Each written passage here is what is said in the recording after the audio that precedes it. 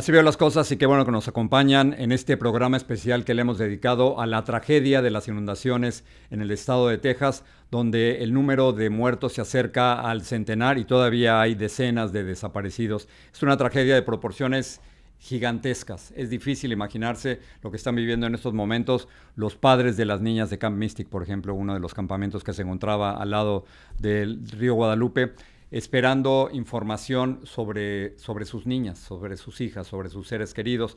Y aquí hay varias cosas en el explicador a los cuales queremos enfrentar. La primera es si los pronósticos del tiempo fueron correctos, es decir, si el Servicio Nacional del Clima o del Tiempo aquí en los Estados Unidos, National Weather Service, si hicieron lo correcto. Esa es la primera pregunta.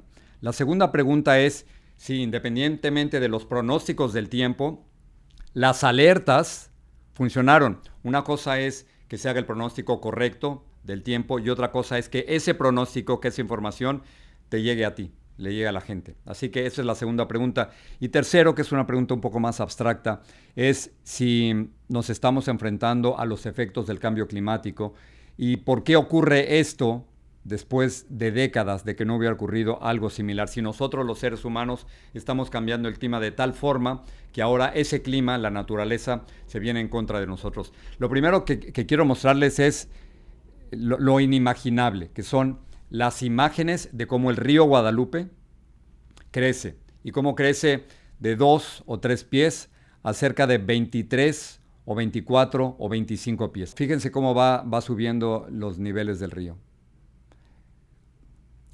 Aquí es un video en cámara rápida, pero si se fijan en la parte de arriba, hay personas que se están alejando cada vez más y más y más. Ahora, imagínense que esta fuerza del río llega precisamente a uno de los lugares donde la gente se encontraba. Así que aquí es claramente, y esto ya es durante el día, cómo sube impresionantemente el nivel del río y si las alertas de inundaciones podían claramente indicar un peligro serio, un tipo de precaución inusitada para las gentes que vivían ahí. Ese es un video. Luego, el otro video que les quiero presentar, yo sé que han visto muchísimos videos y nos estamos concentrando solo en muy pocos para mostrarles a ustedes la dimensión del río. Vean cómo va subiendo el río. Y si hubiera alguna persona ahí, cómo se podría enfrentar a esto. Dentro de unos momentos vamos a hablar con el reportero Humberto García y Humberto me decía que creo que se los quiero decir porque creo que su descripción es perfecta. Él decía que esto se trataba de un tsunami en tierra, no un tsunami, por supuesto, en el océano, sino un tsunami en tierra. Y si alguien se encontraba precisamente frente a esto, ¿qué es lo que podía hacer? Este es uno de los momentos más difíciles de toda esta cobertura. Tiene que ver con el paso de este río en el campamento Mystic. Vamos a ver un par de imágenes del campamento Mystic. El campamento Mystic es un campamento que lleva decenas de años. En el momento de la tragedia había cerca de 750 niñas y las fueron rescatando poco a poco, pero aparentemente un grupo de niñas fue a un lugar dentro del campamento donde no las pudieron rescatar. Y actualmente todavía hay por lo menos una decena de niñas desaparecidas. Esa es la verdadera tragedia. Y aquí es donde quiero entrar al tema de las explicaciones. Toda la información que tenemos es que los pronósticos del Sistema Nacional del Clima en los Estados Unidos se hicieron. Hubo pronósticos y eso no queda la menor duda. Así que la primer gran pregunta es si estos pronósticos le llegaron a la gente. Y es ahí donde comienzan las dudas, porque hay gente que dice que sí recibió el pronóstico y las advertencias del mal clima a través de sus celulares, pero no hay un sistema de alarmas consistente que le pueda haber advertido a las personas a las 2, 3 o 4 de la mañana de lo que ocurría. Eso es por una parte. Por otra parte, hay dudas de si el pronóstico del tiempo fue perfectamente correcto. Hay funcionarios del gobierno de Texas, y les quiero presentar la siguiente gráfica, de Neem Kidd, quien es jefe del Departamento de Manejo de Emergencias de Texas, que dijo lo siguiente: la cantidad de lluvia que cayó nunca estuvo en ninguno de los pronósticos. Y aquí estamos hablando de un funcionario de alto nivel dentro de Texas, el jefe del Departamento de Manejo de Emergencias en Texas. Entonces, este funcionario está poniendo en duda no solo el pronóstico, sino cómo ese pronóstico, desde su punto de vista impreciso o incompleto, cómo le llega a las autoridades. En otras palabras, lo que él quiere decir es que nunca supieron que las inundaciones iban a alcanzar 20, 22, 23 pies. Eso por una parte. Y esto ha generado, desde luego, una pelea a nivel público. Por una parte está el congresista Joaquín Castro, también de Texas, quien asegura que tiene que haber una verdadera investigación sobre si los pronósticos fueron correctos, sobre si estos pronósticos llegaron para el sistema de alarmas y si esto pudiera haberse evitado. Esa es la pregunta. O sea, esta es una tragedia, la naturaleza es incontrolable, pero la pregunta es si nosotros los seres humanos, frente a la tragedia, podemos hacer algo al respecto. Y lo que está diciendo el congresista Joaquín Castro es, tenemos que investigar, porque esto no se puede repetir. Y la pregunta de él, es durísima a nivel político, es si esto tiene que ver con los recortes que ha hecho el gobierno del presidente Donald Trump, a prácticamente todas las instituciones gubernamentales. Y si los recortes de este famoso programa DOGE, que Elon Musk estaba a cargo, si todos estos recortes han afectado los pronósticos, y se han afectado el sistema de comunicación de alarmas para que la gente estuviera informada de este tipo de información. Esto es lo que dice Joaquín Castro, que hay que investigar, y si los recortes que ha hecho Trump han afectado los pronósticos, por una parte. Pero por la otra, el senador Ted Cruz, también de Texas, ha salido a decir que este no es el momento de ponernos a criticar lo que pudo haber ocurrido y que desde su punto de vista, dice el senador Ted Cruz, los recortes a programas gubernamentales y al Sistema Nacional del Clima, entre otros, desde su punto de vista, no tuvieron absolutamente nada que ver con los resultados de esta tragedia. Entonces tenemos, por una parte, las dudas sobre el pronóstico y las alarmas, y por otra parte ya la pelea política, en donde sí hay que investigar esto, o si desde el punto de vista del senador republicano no hay nada que investigar y solo hay que continuar con las labores de rescate. Muy bien, este es, digamos, el panorama, es el explicador. Entiendo que hay más preguntas que respuestas, pero estamos en un momento de esta tragedia en donde no podemos dar conclusiones. Así que me quedo con las dudas, me quedo con las preguntas y me quedo con la posibilidad de que haya una investigación para que este tipo de cosas nunca más se vuelvan a repetir. Hay que estar ahí, hay que poner los ojos en el lugar de la tragedia. Humberto García es un reportero con muchísima experiencia en Texas y Humberto se encuentra precisamente a un lado del río Guadalupe. Humberto, gracias por ser nuestros ojos ahí. ¿Qué estás viendo? ¿Dónde estás? Estamos en las márgenes del río Guadalupe, que hoy su cauce es demasiado bajo a lo que fue el 4 de julio.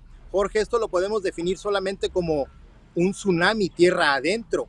Fue lo que pasó aquí, fue una masa de agua que arrasó absolutamente con todo a su paso, con vegetación, con árboles grandes, realmente fuertes, que fueron desprendidos de la tierra.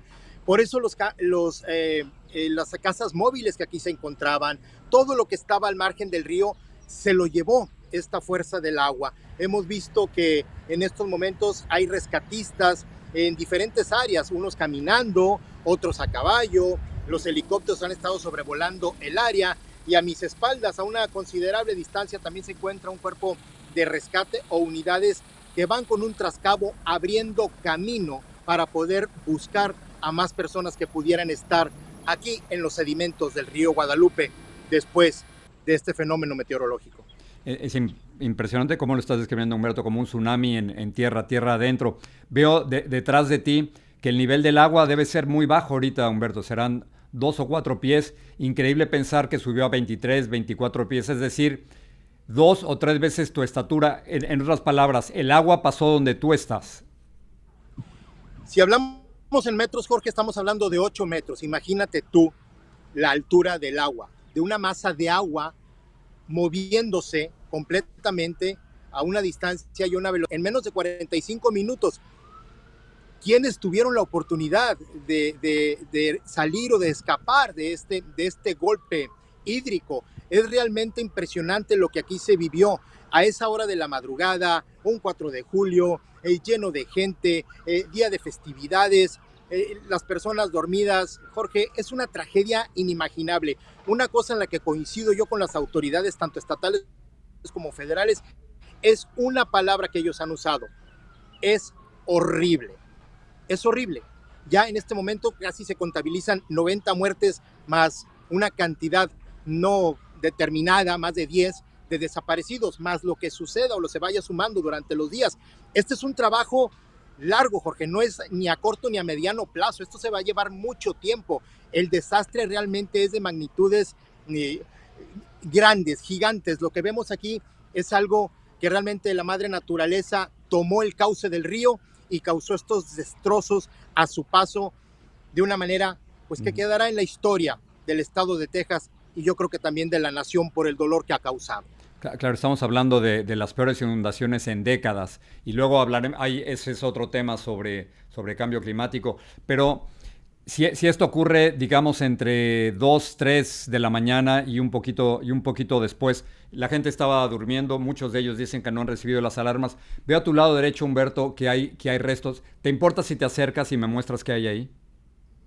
No, adelante, aquí le voy a pedir a mi compañero Roberto García, que está asistiéndonos en la cámara, y yo mismo, que veamos lo que hay. Esto que estás viendo aquí es postería eléctrica que había en alguno de los campamentos. También hay muchas... ¿Qué es lo azul? ¿Qué es lo azul que ves ahí? ¿Qué hay ahí? ¿Qué es lo Son azul? como tiendas de vinil, como las que tiendas se usan para cobertura, tiendas de campaña que se destruyeron. Mira la magnitud de este tronco, Jorge. Mira la magnitud de este árbol. Y se lo arrancó el agua, qué bárbaro. Eso lo arrancó el agua, Humberto. Eso lo arrancó el agua, Jorge. Imagínate un ser humano ante la potencia de la fuerza de ese tsunami tierra adentro, de esa sí, no hay manera de resistirlo, ¿no? No hay manera de resistirlo.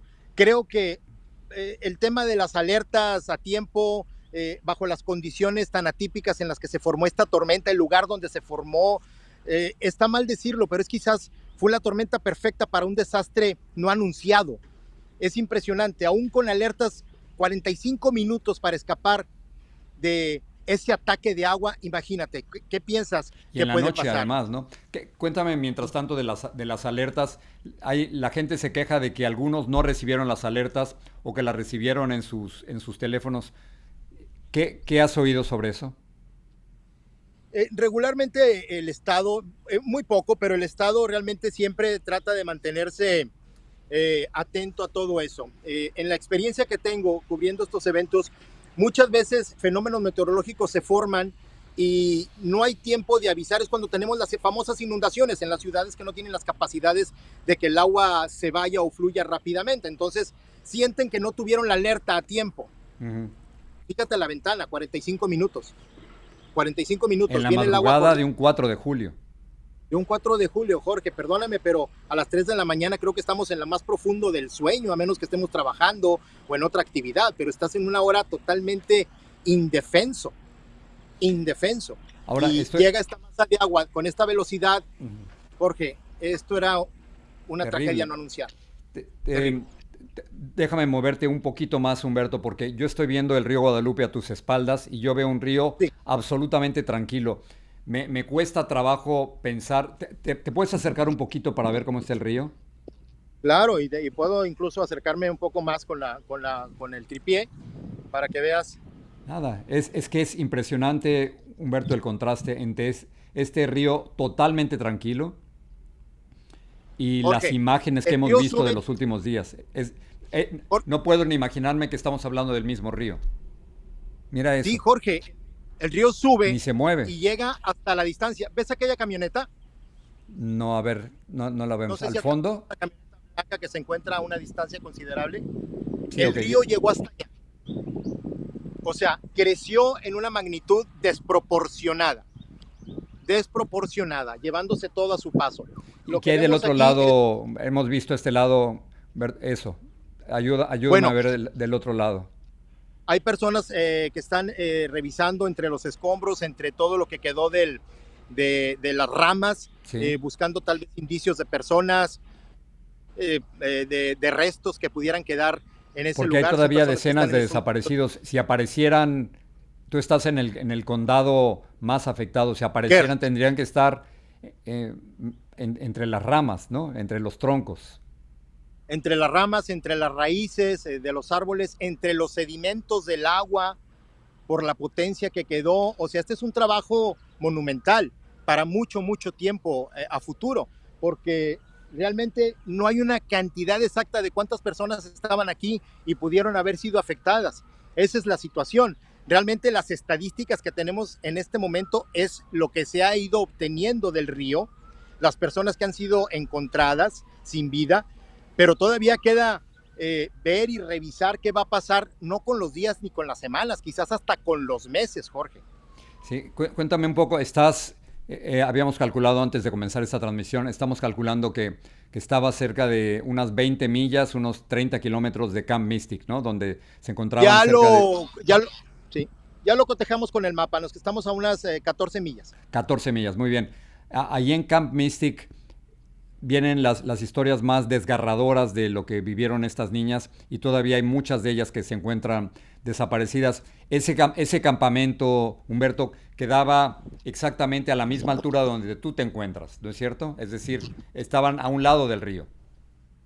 Así es, Jorge, te lo comento porque tú conoces, por ejemplo, el Río Grande, el Río Bravo, Sí, de pero los dos lados. muéstrame dónde estás parado para que la gente vea exactamente el tipo de terreno donde se encontraba el campamento. Ok, ahí está, exacto.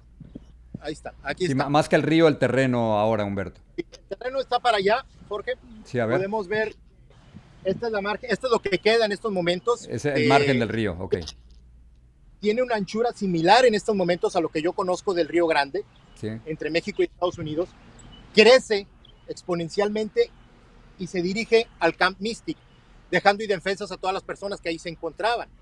Esa es una de las situaciones más complicadas, porque hay muchas personas, hemos visto personas que han venido de Austin, de otros lugares, que nos han comentado rápidamente que ellos pasaron tiempo en ese campo, es decir, que tenía ya mucho tiempo ese campo funcionando, recibiendo a personas para estos retiros, estas actividades, y que ellos habían estado aquí. Estamos hablando de personas adultas arriba de 50 años, imagínate, y que ahora vienen y ven con una tristeza todo lo que pasó. No podemos llegar hasta el Camp Mystic porque hay Sí. una zona ya de restricción donde solo Ajá. los residentes pueden llegar. Quiero mostrarte algo, Jorge. A ver.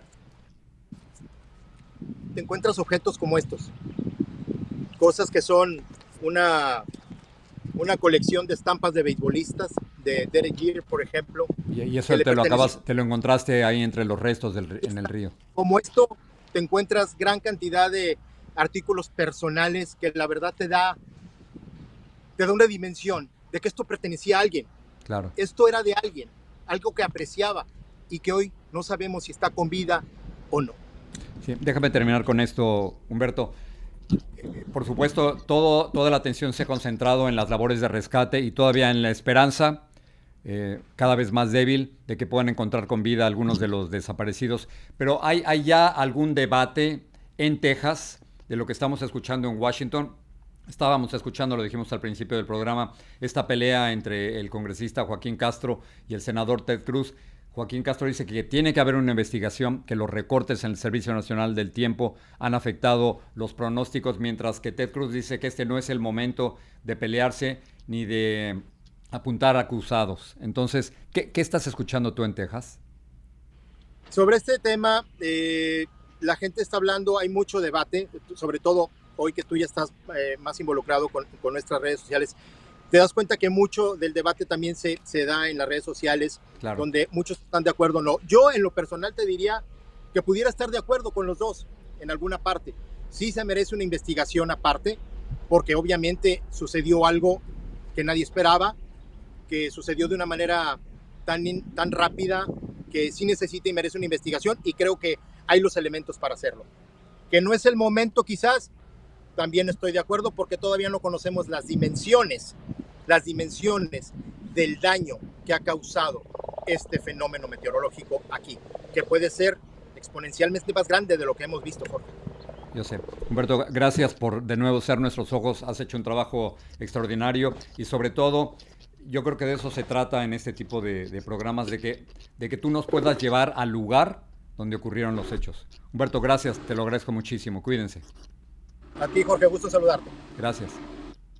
Y vamos a continuar desde el lugar de la tragedia. Alguien quien pronosticó las lluvias para el pasado fin de semana fue Albert Martínez. De casualidad, estábamos hablando del cambio climático y le pregunté a Albert, Albert, ¿nos puedes decir cómo viene el fin de semana? Y él pronosticó precisamente fuertes lluvias en Texas, pero nadie se imaginaba que las lluvias podían ser de tal magnitud.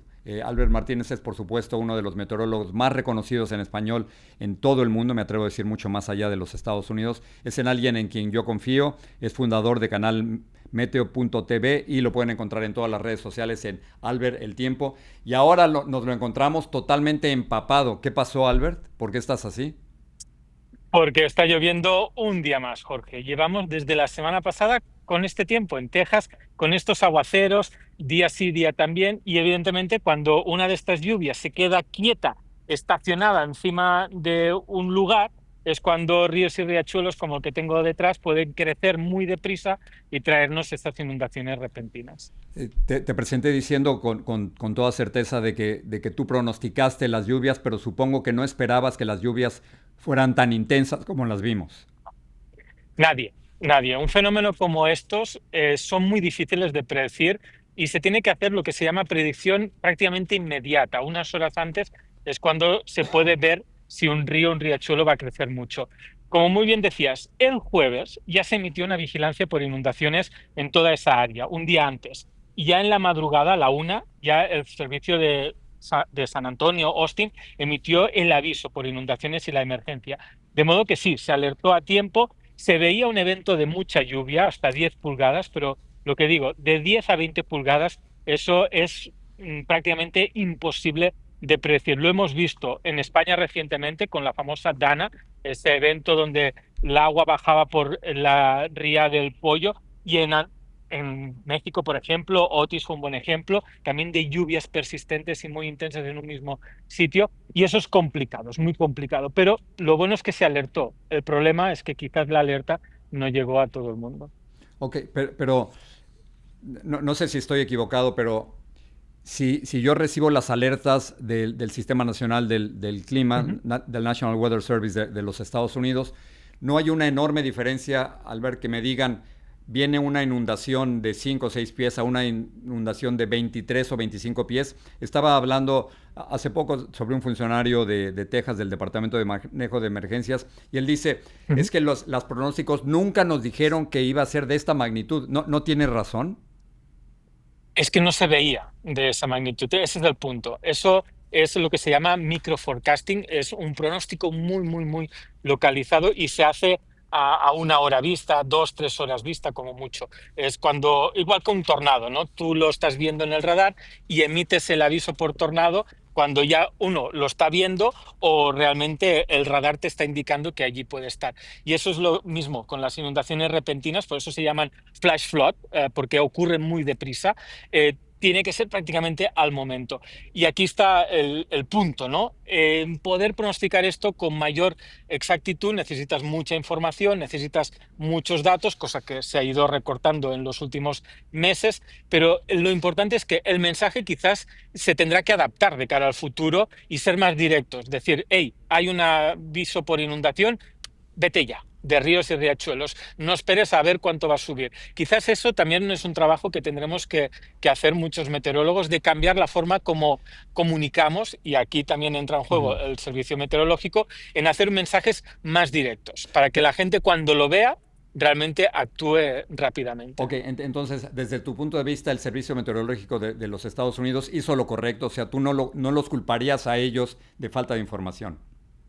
No, y de hecho, si te pones en el timeline de la Sí, oficina de San lo he Antonio visto. Austin, que es quien maneja esta operación en el centro de Texas, ellos avisaron con todas las alertas, estuvieron a tiempo y se publicaron con antelación. Lo que falló quizás fue el mensaje, quiero decir, el mensaje no llegó a la gran mayoría de la gente. Evidentemente, al ser un evento de noche, muchos están durmiendo. no tienes el celular con el volumen, no estás pendiente quizás de que pueda ocurrir un evento de estas características, pero las alertas se emitieron con tiempo. La vigilancia, y como te digo, desde el jueves. El aviso unas horas antes, que realmente los avisos se emiten horas antes, igual que el de huracán o el de tormenta tropical. Se emiten 12 horas antes como muy temprano. O sea Y que aquí el está el pronóstico punto. estuvo bien, pero es la comunicación, hay una desconexión entre el pronóstico y las alertas, ¿es lo que nos estás diciendo? No, entre la alerta y la comunicación de la alerta a la gran población. Ahí está la diferencia. Te puede llegar el mensaje al celular y seguramente a muchos les llegó el Ujú. mensaje en el celular, pero como te digo, al ser un evento nocturno, mucha gente no está pendiente de eso. Y es algo que también tendríamos que hacer nosotros como personas, saber dónde vivimos.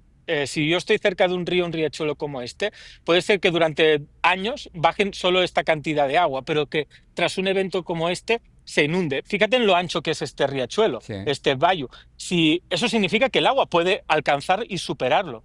Y durante buena parte del año aquí no hay nada. Hay un parque, la gente disfruta tranquilamente. Uno tiene que saber dónde vive. Así como nos preparamos para la temporada de huracanes, la gente que está cerca de ríos, aunque estén secos, tiene que saber que eso puede desbordarse en cualquier momento. Igual que nos preparamos por tornados, por incendios, por terremotos, por huracanes, también nos tenemos que preparar para inundaciones. Y eso es un trabajo individual. Y evidentemente las autoridades tienen que ver porque si se emitió la alerta, ya Ujú. te digo que todos los servicios de emergencia están en continua comunicación con la oficina del servicio meteorológico, de modo que ellos sabían que se iba a emitir la alerta. ¿Por qué no llegó a la gran A población la gente, ¿no? A que las tenía? niñas del Ahí está. campamento. Es lo que estaba Ahí pensando. está, la- ahí está el punto. ¿Cómo se le Ahí está el advierte a punto. esas niñas, Albert, si, en un futuro, qué tiene que ocurrir en todos esos campamentos que se encuentran al margen del río? ¿Cómo se evita otra tragedia como esta? ¿Qué falló en el caso del campamento Mystic? Mira, poner un campamento en el lecho de un río, ya juegas con el riesgo de que si ese río se desborda, se lo va a llevar, y ya sea un campamento, una casa o cualquier instalación. Construir en el lecho del río es muy peligroso. ¿Por qué? Porque en cualquier momento, eh, eso que decíamos, son inundaciones que ocurren cada 100 años, cada 50 años. Esto, con la situación actual del cambio climático, ya no aplica. Ya son episodios que podremos ver este año, lo podremos volver a ver quizás en unas semanas, en unos meses o el año que viene o en 2 años. Es decir, eso del periodo de retorno largo ya no aplica con la situación de cambio climático. Así que tenemos que pensar que si estamos en una zona inundable, y eso la gente puede ponerse en la web de CIMA y ver si su zip code está en una zona inundable o no, pues tienes que cambiar. Quizás tendremos que mover instalaciones que están en lechos de ríos como campamentos, infraestructuras públicas, y esa es una tarea de las autoridades locales. Y luego se pueden implementar sistemas como las alertas o por sirenas, como las que existen, no sé, pienso en Dallas, ¿no? En el norte de Texas con los tornados, que hay sirenas, pues quizás en un campamento, cuando están los niños allí, se les enseña, hey, si suena la sirena significa que nos tenemos que levantar e irnos cuanto antes. Se pueden hacer muchas cosas, pero eso ya implica una inversión, en este caso privada o pública, en el caso de instalaciones del ayuntamiento o del condado. Claro, termino con esto, Albert. Cuando uno está en el mar, Ujú. los papás y los salvavidas siempre nos dicen que hay una manera de evitar esas contracorrientes, dejarse ir y luego tratar de entrar por otro lado. ¿Hay algún tipo de consejo cuando te sorprende una inundación en un río? ¿Hay algo que se deba hacer o es ya demasiado tarde? Yo te diría que y yo soy del Mediterráneo, donde sufrimos este tipo de situaciones cada año por el caliente que está el Mediterráneo en las montañas. Yo te digo que si te atrapa una riada, prácticamente no lo cuentas. Y lo vimos en Valencia, las imágenes que supongo que te acuerdas de esos autos, de esos carros que Sí. se los llevaba la corriente. Los ríos y riachuelos tienen tanta fuerza que tan solo unas pocas pulgadas ya nos arrastran a nosotros. Con 5 pulgadas o medio pie ya puedes arrastrar un vehículo, de modo que es muy peligroso. Intentar cruzar un río, un riachuelo, es prácticamente imposible. De modo que la recomendación es siempre alejarse antes de que suba el agua. Es como la marea de tormenta. Cuando llega el huracán, tienes que evacuar, porque en cuanto se ha metido el agua, ya no puedes hacer nada, ya no te puedes mover, no te puedes escapar. De aquí que esa siempre es la recomendación. Turn around, don't drown, ¿no? Que dicen en inglés, ¿no? dé la vuelta, no te ahogues. Eso es lo que tenemos que hacer, alejarnos cuanto antes y no intentar cruzar o meternos allí porque, aunque parezca poca agua, pocas pulgadas ya son suficientes. Aparte de, piensa eso, los escombros que lleva la fuerza del Claro. agua cuando baja. Rocas, troncos, maderas, hierros, puede llevar de todo y eso te puede golpear y ser peor la situación. Así que no, no, en el caso de las corrientes de resaca sí que tienes que dejar que te jale para luego regresar a la costa, pero con los ríos no, con los ríos y riachuelos y más en zonas como Texas, California, donde las lluvias torrenciales son habituales, es muy peligroso. Oh, qué tragedia, ¿eh? De verdad, no me lo puedo imaginar. ¿Tú habías visto algo así? Bueno, sí, lo habías visto en España, ¿no? En España, ya te digo, hace unos meses lo vimos en Valencia y acá en Estados Unidos yo recuerdo una situación no idéntica pero parecida, si te acuerdas, con Hillary hace 2 años en California cuando impactó los restos de esa tormenta tropical, pues en la zona del Rancho Cucamonga, en el sur de Ujú. California, ocurrió lo mismo. Es una zona desértica, la gente que lo conoce es hermoso, es desierto, esas casas de adobe, pero hay un río que es plano, nunca baja agua. Pues ese día bajó toda el agua que no había caído en un año y que es una zona desértica con barro e inundó todo con 3 pies de barro. Es más de mi altura y estuvimos retransmitiendo desde allí las consecuencias. Así que realmente sí, ocurren estas situaciones y por eso es tan importante que la gente sepa dónde vive y conocer su territorio. Y para eso estamos nosotros los meteorólogos, para ayudarles. Albert Martínez lo encuentran en canalmeteo.tv y Albert El Tiempo en todas las redes sociales. Independiente, haciendo periodismo y meteorología independiente. Albert Martínez, gracias por estar con nosotros y ayudarnos a estar ahí mismo en el lugar de la tragedia. Gracias, Albert. Un placer, Jorge. Albert es uno de estos dos grandes meteorólogos a quienes yo sigo. Yo vivo en una zona de inundaciones y entonces en la temporada de huracanes en el sur de la Florida dependo de él y de John Morales para que me digan qué es lo que tengo que hacer y le creo, porque la vida de mi familia, de mis vecinos y de los que viven junto a mí depende muchísimo de eso. Y ahí están. Hoy hemos presentado parte de la tragedia y entiendo que nuestro fuerte está en la explicación, en dónde están las razones por las que ocurren las cosas y espero que con lo que hemos hecho en este programa podamos todos tratar de entender si los pronósticos fueron correctos, si las alertas fueron correctas y si todo esto es culpa de nosotros con el cambio climático. Tengo algunos comentarios como siempre porque los estamos escuchando y acuérdense de suscribirse todos los días, ojalá lo puedan hacer, en YouTube. Estamos en Jorge Ramos Guión, así veo las cosas. Jorge Ramos Guión, así veo las cosas. Tengo el primer comentario de Yolanda García KMA 6964. Dice lo siguiente: yo también es la primera vez que siento miedo, tengo 36 años en USA, en Estados Unidos, y no había visto esto que está pasando. Ni en la pandemia sentí tanto miedo como hoy. Espero en Dios que pronto pase todo esto. Es el comentario, el primero que nos estamos recibiendo, sobre varios de los programas que hemos estado haciendo aquí en Así Veo las Cosas. El siguiente comentario es de Valeria Martínez 5675. Dice lo siguiente: no quieren legalizar a los migrantes porque obviamente nos apoderaríamos extraordinariamente de cargos, políticamente hablando. Cargos que llevarían esta nación a ser mucho más unida y menos discriminativa. Gracias, Jorge, ya tienes tu propio programa. Creo que estás haciendo mucho mejor aquí. Dios los bendiga. Gracias a Valeria por este comentario. Efectivamente, estamos tratando de hacer periodismo independiente, pero seguimos haciendo periodismo y queremos darles los datos, darles a conocer nuestro punto de vista, porque muchas veces tenemos un punto de vista pro latino, pro inmigrante, y creo que muchas de las cosas que están pasando aquí en los Estados Unidos hay que decirlas y para eso somos los testigos. Y si nos equivocamos, corregimos inmediatamente. El último comentario es de Cecilia Granados 3198. Gracias, Jorge, por no dejarte intimidar y decir las cosas como son. ¿Y cómo las ves? Eres los ojos y la voz de millones que no pueden hacerlo. En cuanto al tema de las jaulas, ¿se acuerdan que hablábamos de las jaulas del gobierno la semana pasada? Todos los que están de acuerdo con esto es porque no tienen sentimientos buenos en su corazón. Porque ¿cómo ser feliz cuando ves sufrir a otros? Definitivamente, cuando el que manda pierde la razón, los que obedecen pierden la vergüenza. Se refería a las jaulas que están siendo construidas en estos momentos en los Everglades de la Florida, en el llamado Alcatraz de los Caimanes. Y la pregunta que me hacían, y por eso el comentario, era de por qué la crueldad, por qué tratar así a estos inmigrantes, por qué ponerlos en medio de un lugar no solo rodeados de jaulas, porque son jaulas, jaulas gigantes, pero jaulas al fin, pero rodeados de caimanes, de mosquitos y de pantanos. ¿Realmente es necesario hacer todo eso? El comentario de Cecilia viene al respecto. Y así terminamos este programa especial.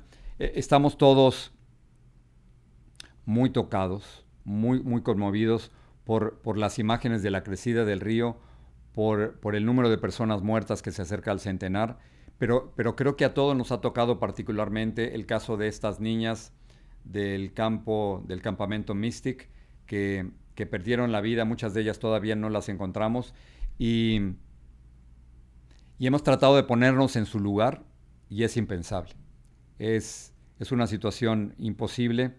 Y nos toca a nosotros en los medios de comunicación, en las redes sociales, en las redes digitales, darles toda la información posible, aunque duela. Y esta es una noticia que duele. Gracias por estar con nosotros en este programa especial. Así veo las cosas.